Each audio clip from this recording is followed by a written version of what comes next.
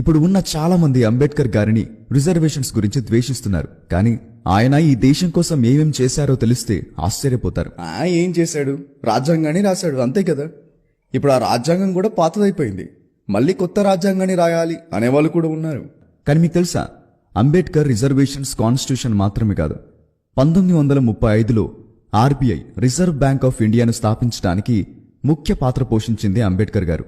గాంధీ గారి సత్యాగ్రహ ఉద్యమం అందరికీ తెలుసు. కానీ దానికి 3 సంవత్సరాల ముందే అంబేద్కర్ 1927లో మహడ్ సత్యాగ్రహ ఉద్యమం చేసి దళితులకు చెరువులో నీరు తాగే హక్కు కోసం పోరాడాడు. నీరు కోసం పోరాటమా అని మనకు నవ్వు రావచ్చు. మరేం చేస్తాం చెప్పండి?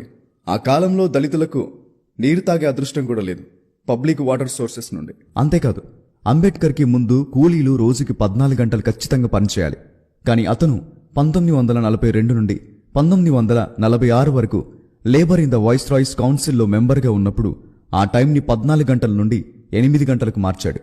ఇప్పుడు 8 గంటల పని సమయాన్ని పాటిస్తున్నారంటే కారణం అంబేద్కర్ గారు. కొలంబియా యూనివర్సిటీ గురించి మీకు ప్రత్యేకంగా చెప్పనవసరం లేదు. ఆ యూనివర్సిటీలో టెక్స్ట్ బుక్గా అంబేద్కర్ గారి వెయిటింగ్ ఫర్ వీసా అనే బయోగ్రఫీ బుక్ని బోధిస్తున్నారు. ఒక భారతీయుని జీవితాన్ని అంత పెద్ద యూనివర్సిటీలో బోధిస్తున్నారంటే ఎంత గొప్ప విషయమో కదా.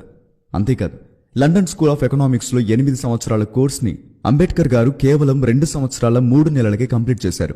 అంతేకాదు, ఈ మధ్య ఆర్టికల్ 370ని మోడీ గవర్నమెంట్ తీసేసింది అని తెలుసు.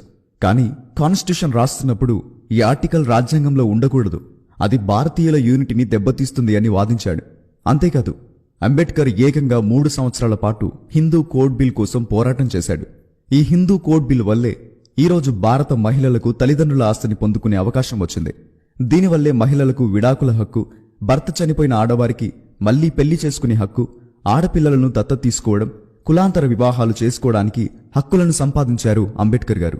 అంతేకాదు, ఈ రోజు మన ఇళ్లలో కరెంటుండటానికి, పొలాలలో సాగునీరు ఉండటానికి కారణం కూడా అంబేద్కరే. నిజంగా ఆశ్చర్యపోతున్నారు కదా. Damodar valley project, Bhakra Nangal dam project, the Son river valley project మరియు హిరకాడు డ్యాం ప్రాజెక్ట్ నిర్మాణాలలో కీలక పాత్ర పోషించారు అంబేద్కర్ గారు. సాగునీటి ప్రాజెక్టుల కోసం సెంట్రల్ వాటర్ కమిషన్ ను స్థాపించారు.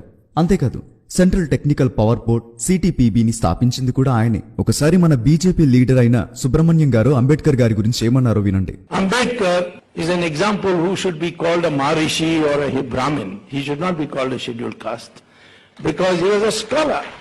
చూశారు కదా, ఇంకా ఎన్నో ఇలాంటివి మన దేశం కోసం చేశారు అంబేద్కర్ గారు. అతను ఈ దేశంలో పుట్టడం ఒక అదృష్టంగా భావించాల్సింది పోయి చాలా మంది ఆయనను అవమానిస్తున్నారు. చరిత్ర తెలిసిన వారికి మాత్రమే తెలుసు, అంబేద్కర్కి మించిన దేశభక్తుడు లేడని. ఆయన కేవలం దళితుల కోసమే పోరాడలేదు, ఆయన భారతీయులందరూ కలిసిమెలిసి జీవించాలి అని కోరుకున్నారు. ఇంత చెప్పిన తర్వాత కూడా మీరు అంబేద్కర్ గారిని ద్వేషిస్తే ఇక అది మీ ఇష్టం. ఈ వీడియో ద్వారా ఎవరైనా బాధపడి ఉంటే నన్ను క్షమించండి. జై హింద్, జై భీమ్ అండ్ జై భారత్.